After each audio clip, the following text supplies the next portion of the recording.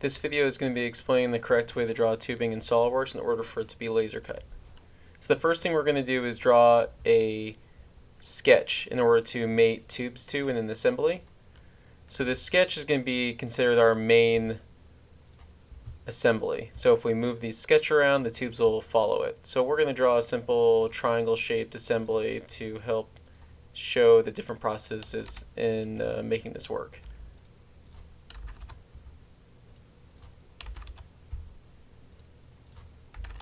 Alright, so here's our triangle shape. We technically will have 3 different tubes made into these lines, and that is what we're going to make in this demonstration.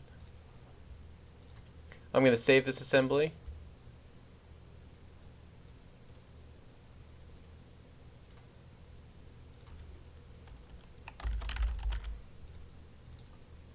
This is going to be called our main sketch. Alright, so we can close out that main sketch. So the first thing we're going to do is create a master tube. So a master tube is a profile that we're going to create that we can copy and paste and create as many tubes as we want. Each different size and thickness you should create a new master tube for, and you'll see how that's going to work. So the first thing we're going to do is draw a sketch. This is going to be 1 3/4 tubing, so 1.75, and then we're going to draw an inner. It's going to be 120 wall, so 0.12. And then we're going to extrude it out 4 inches. Okay, so there's our little sample tube. Now, I'll explain why this later, but make sure you click the down arrow and show the sketch. I'll show why that's important later. So we also want to add the ability to create our part number. So what we're going to do is we're going to click on the top plane, click sketch, go normal to, and we're going to draw a little line from the end. So this is where our sketch was, and this is the direction we extruded it in. So I'm going to make this 0.02, creates a really nice line on the laser. Going to make this about 1.5, so we make sure it's outside of the cope, which you'll see later as well.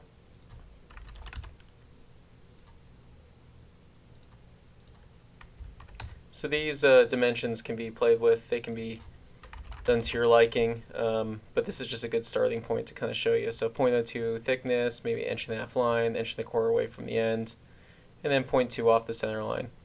So we're going to exit that sketch, go to Features, Extrude Cut. If we rotate it, we can go up here to From, change the sketch plane to Offset, and we're just going to offset it above the tube.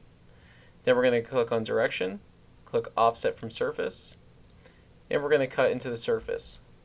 So just for example, we're going to put 0.01 and put Reverse Offset. Right now you can see it's above the surface. Click Reverse, and it's going to sink it right in.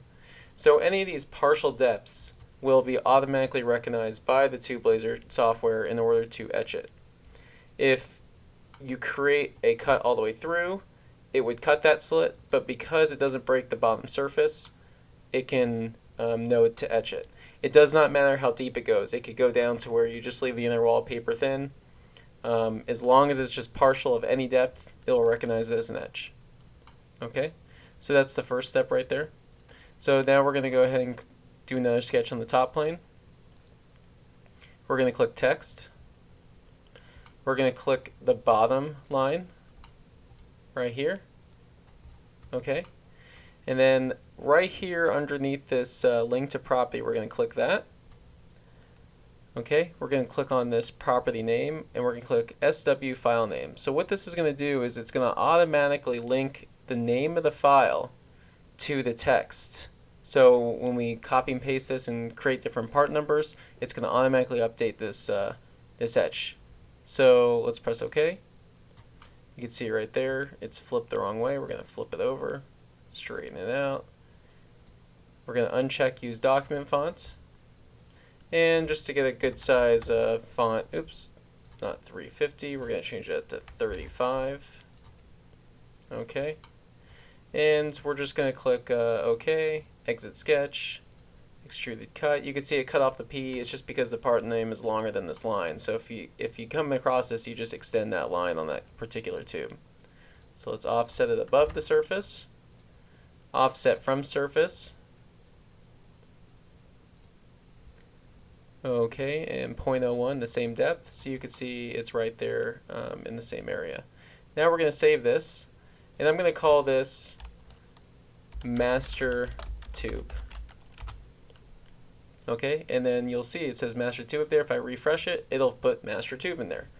Now, because the line's not long enough, it's cutting it off. Well, our part number is going to be pretty short, so you can kind of control this line length and the size of the font you want in order to make it work on whatever line that you want it to be on. So now we're done with this section. We're going to close out of it. Okay, and we're going to create a new assembly. Okay, first thing we're going to do is insert our main sketch. Press open. If you want the coordinates to line up again, just click the check mark.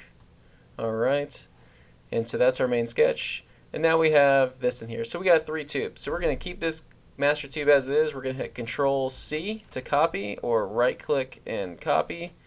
And then we're going to paste it. Let's paste it 3 times for our 3 different tubes. Okay. We're then going to rename it. So let's call this T1. Okay. Let's call this one T2. Let's call that one T3. Alright, so now we have our 3 tubes. Let's open our first one into the assembly, T1. Alright, so we're going to drop that anywhere. You could see it automatically updated that part number to T1. This is really cool and helpful, especially if you have a large chassis or structure that has hundreds of tubes. This is a very awesome trick for being able to make sure that you always get your part numbers symmetrical and consistent throughout your entire part.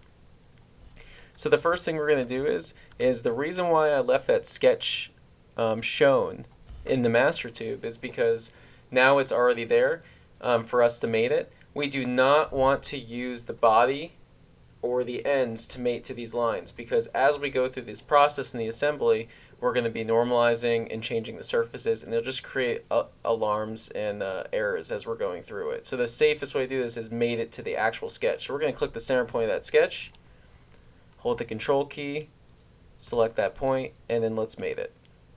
Same thing here. We're not going to select this. We're going to select the actual sketch line to make it concentric down this line. Okay, it's facing the wrong way. Let's align it. Okay. So here we go. Now I can rotate this, my T mark where I want it, my etch mark. Okay, that's cool.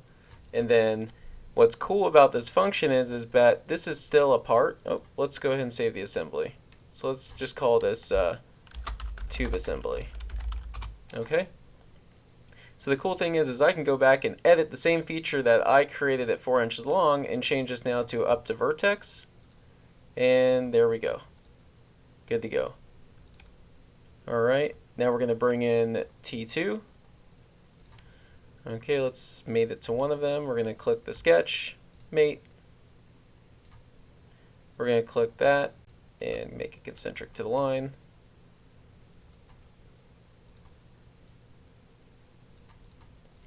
Alright, edit the feature, up to vertex. Okay.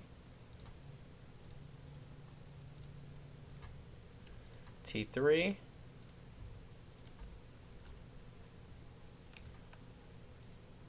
I could have made it to either end, it doesn't matter. Just whatever preference you have on where you want to start that. Alright, let's go ahead and bring this out to vertex. It is very important not to take a shortcut and say, I want to up to surface. So if you did this, yes, it is notching it for you, but when you go to update the normalization of this tube, it's going to lose the surface, and this is just going to go array. So you can't do it this way. So make sure that you go to up to vertex and you're just using the sketch to drive this stuff. Okay. So now that we have this built, you can see it's nice and organized. We've got our sketch that we can edit. If we move it around, which is cool, we can edit the sketch, and we can make this 13 inches. And what's cool is everything will update with it. So let's go ahead and hide these profiles now. We don't need those. Okay. All right. So let's go ahead and do an easier one. Let's go ahead and notch this tube onto this one. So we're going to click on this tube and we're going to edit this part. Okay, so we're blue here, we're editing that part. We're going to click on sketch. We're going to click on this line and it's going to automatically, oh, I'm sorry. Let's go ahead and edit this again. We're going to go to features, reference geometry plane, and we're going to click the line and the dot. So now we have a nice plane on the end. We're going to go sketch and sketch on this plane. We're going to draw a circle on the end. We are not going to mate the circle to the body. You cannot use the body to mate any of this stuff because it will cause problems later, I promise. So what you're going to do is we're just going to size this ourselves, 1.75. That way, if this surface changes, which it will, then it doesn't lose its mate. So let's exit the sketch. Let's extrude cut through all. Alright, and notice we did this all while editing this T2. So all of the features of notching it are in the tube that we're actually notching. So it didn't affect this one because we weren't editing it. It's only affecting the one that we were editing. So kind of a cool way that it works inside of an assembly. So let's go ahead and do let's do a miter here. So this will be a little bit more work. Let's go ahead and edit the part.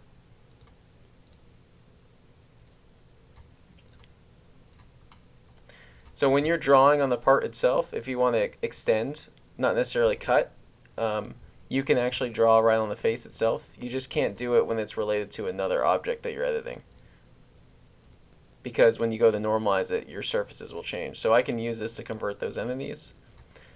I'm going to extrude this out. Okay. So now that I have this here, I'm going to go ahead and look at my top plane.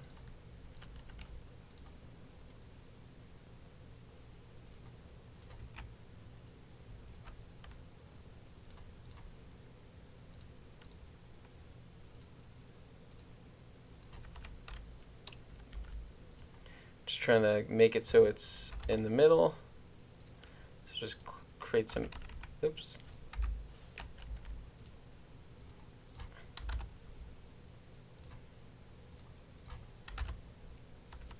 Let's make these equal. And now that those are equal, you see it centered that guy up. So if these were not quite 90 degrees, then it would find the middle of it. Because this is 90 degrees, I could have just put 45 degrees from that line. But I wanted to show you the example of how it would work if it wasn't 90.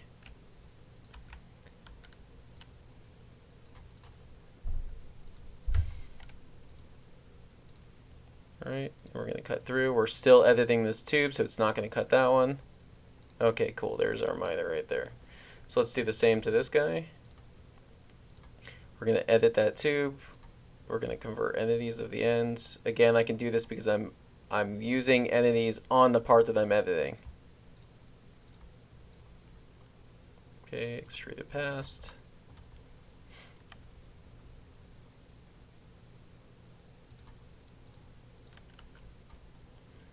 Same thing, I can't use that tube to do this, so I gotta draw that again. And you're welcome to try using that line to mate it, but later on it will become an error.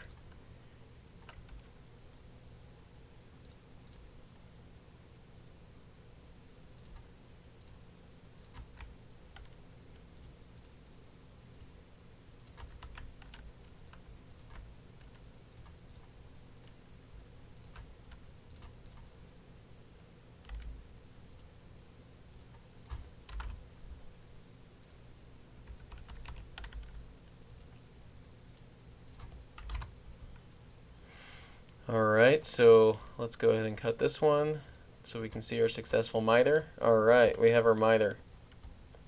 Okay, so we're going to do another normal notch on this end. Let's go ahead and extend this guy. Let's edit this tube.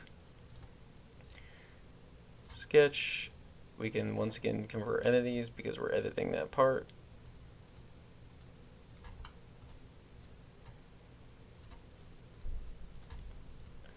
And we're going to extend that out past the surface to where we like it. So we'll go to right there. And then we're going to notch this tube onto it. So let's edit it. We're not going to use this surface, like I said. Can't iterate that enough. Let's create a plane on the sketch. Draw a circle. Make it 1.75. Features, extrude cut through both directions. And there we go. So now we have a fully notched and ready to go part. So now something to explain is that the tubes are not going to cut like this on a laser, where it's as if a hole saw went through it and cut it exactly as the tube would mate to it. Instead, we're going to normalize the surface. And what that means is we're going to make everywhere that the tool or the laser is contacting, the cut is perpendicular, but we don't want to affect the fitment. So we can do that as individual part bodies. So now we have our main sketch. We have T1, T2, T3 all labeled nicely. Let's go ahead and normalize this part. So we're going to open this up. Okay, so first time through this, I would recommend watching this section a couple times, as you just kind of get your rhythm for it. So up here under the surface keys is where we're going to be using a lot of the tools. So what I like to do is go ahead and click on the outside surface, hold the control key on your keyboard, and select the inside surface. Now what you're going to do is you're going to right click, go to selection tools, and invert selection. Okay, so that's going to highlight all the ends. Well, you might wonder, why didn't I just select the ends? Well, it's because sometimes people get really intricate etch marks, writing, things like that, and you don't want to have to go through and click all these surfaces. So if you just click the surfaces you want, invert selection, it'll select everything you didn't want. So that's just like kind of a shortcut. Instead of going in here and selecting all of these, I just select the outside and inside. So the first thing I'm going to do is I'm going to delete these faces. This is not the same thing as hitting the delete key on your keyboard. That is delete body. Delete face is a very specific surface operation. So I'm going to click delete face right here. If this is your first time through it, you'll notice that it'll bullet point either delete and patch and delete and fill. You don't want those. Change it to delete. Once you change it to delete, it'll stay on delete for the duration of your use of SolidWorks. So go ahead and click check. You're going to be left with your inside and outside. Okay. The next thing we're going to do is create a tool to trim it. So we're going to take ruled surface, okay, and normal the surface, and we're going to make this 0.2 so it extends out past surface. We're going to click only the inside edges, okay. If there was multiple edges, make sure you click them all so you get all the way around. It's going inward. We want it to go outward. We're going to click the double arrows. So now you can see we have a tool to tell us where to trim the outside. So I'm going to click check. Okay. So as you can see here, it's not going to trim down here. It's looking at the inside curvature to know, okay, the laser can cut that to right on that line, and then over here it's got to trim the top off. So what we're going to do is we're going to then click trim surface. Okay, and before we move on to that, I want to mention something back in this ruled surface. Make sure trim and knit and connecting surface is unchecked. If it is checked, you will have problems. Okay. So now moving on, we're going to go to trim surface. This is the trim tool. We can only do one end at a time. So I'm going to click this piece, and I'm going to say keep selection while I'm going to click this, and I'm going to hit OK. It's going to delete that piece that was sticking out past it. Same thing over here, trim surface. I'm going to click this, click the body I want to keep. There we go. So now we're left with this. Now we're going to delete everything except for the outside surface. So naturally, and I can't tell you why, the outside surface is always the bottom one on this list. It has always worked out that way. I cannot explain it. So I'm going to select these top three. On my keyboard, I'm going to click the delete key, delete bodies. All right, and that was the delete key on the keyboard, not the delete face. Delete face was for the beginning. Delete on the keyboard was for the delete on the surface bodies. So now I'm left with just the outside skin. I'm then going to click thicken up here, click the surface, make sure it's thickening inward, and I'm going to put 0.12 for 120 wall thickness and press check. And as you can see here, it's all normalized correctly. Okay. Now one thing that happens in this process is the partial depth is gone. And it's kind of redundant because we did partial depth in the first place and then it disappeared and now we're doing it again. It's just a good workflow. There's not really a way around this. So a quick way to fix it is click on sketch you can click on this end surface and convert the entity of the bottom line. And then if you, the dots will be blacked out, but you can drag them free and just drag them past the surface, okay? And then exit sketch, extrude, and you're just going to drag this line out to here. And we don't care about the depth as long as we're not breaching the surface or going below. We just want partial depth of any type. So 0.1 is the thickness right here. Click check, and now we're back to partial depth, and you can see inside it's clean, and the outside you can still see it. So now when we press save and exit and go back to our assembly, it is updated. You can see that is a beautiful fit. So what's cool about this is this is exactly how it's going to fit in real life. You're not going to see those pointed edges. This is actually what you'll get when you laser cut the tube. Same thing with this miter joint down here. So in order to make that more accurate, we need to go through and do these as well. So let's go through this one just to make it a little bit quicker. So I'm going to go through this a lot faster this time. What we're going to do is we're going to select the outside and inside, right click, invert selection, delete the face. We're then going to add ruled surfaces from the inside edge. Okay. We're then going to trim the surface one side at a time. Sometimes there might be multiples on one side, just do it one segment at a time. This end, it's a flat cut, so we don't have to do anything. Alright, so now we're done. We're going to go to surface bodies, highlight the top ones except for the last one. Delete key on the keyboard, check mark. Now we're left with just the outside skin. We're going to re-thicken and thicken it inwards. I would suggest it's all cool to have this up in your toolbar, but definitely set up your shortcuts on your keyboard. I put them in order on my keyboard so that I can fly through it as fast as I can. So it's even quicker than that. Once you do this a couple times, you'll get the hang of it. So let's go ahead and fix this partial depth so that it doesn't cut this edge out.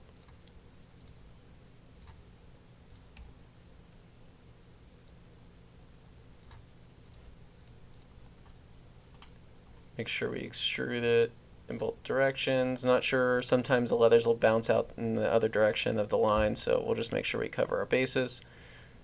Okay, nothing on the inside, it's good to go. So we're going to press save, go back to our assembly, and you can see it's a nice fit at the miter joint. So let's go ahead and do this last tube.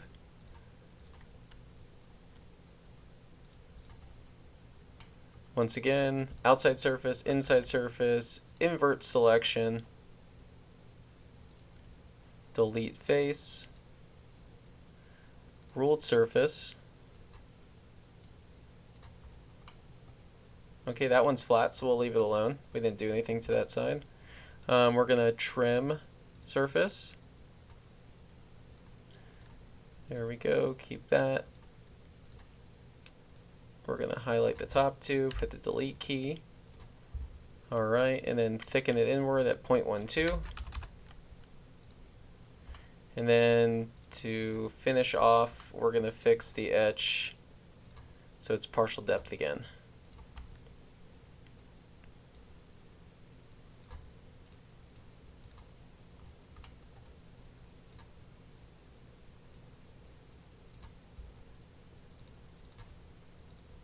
Alright, save, go back to our assembly, and now you can see we have a perfect fit assembly. And we have an error. So let's take a look at where that error is. So it is in this sketch, it's not the plane. So what happens here is that it did not mate the entity to the line. Instead it made it to that surface as concentric, and that's where after we normalized it, it lost its ability to find that again. So let's wiggle that free and then lock that back to the sketch. Okay. So for example, if we had notched these tubes and converted entities off other tubes, and then we went to normalize them, when it's looking back for those convert entities, it would have lost them. So that's why it's really important to use the sketches like I did, where you just draw them and write 1.75. You don't actually use the other tube in the assemblies to drive those locations. You'll run into it if you do it the other way, and you'll see exactly what I'm talking about. So let's go ahead and add a key onto this tube. So the first thing that we're going to do is let's hide this one. Let's edit this tube. Let's look down it with, let's put a plane on the end. Okay. And then we're going to sketch on that plane and we're going to look down that tube. Okay. So now we're looking down that tube.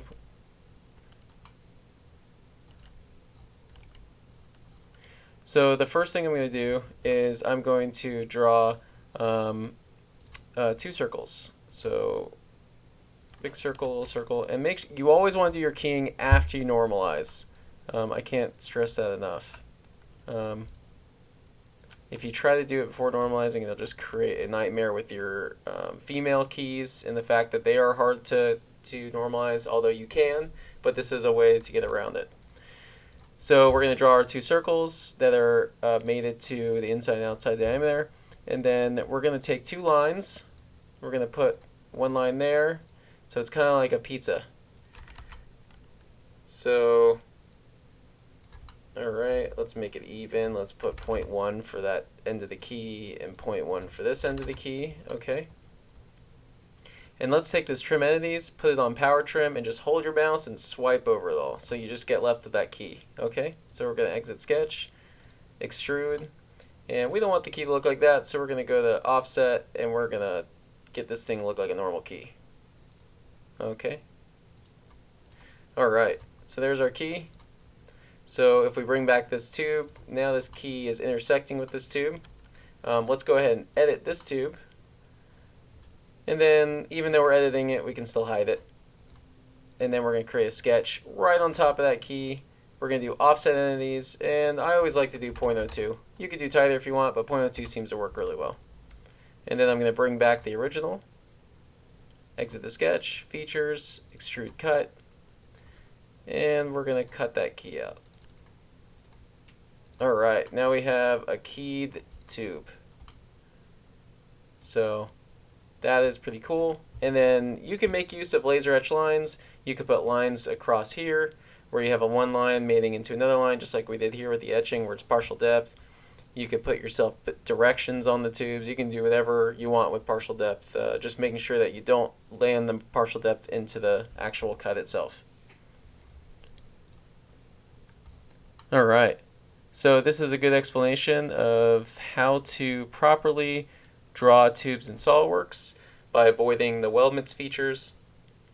And I hope this helped. Let us know if you have any questions. Thank you.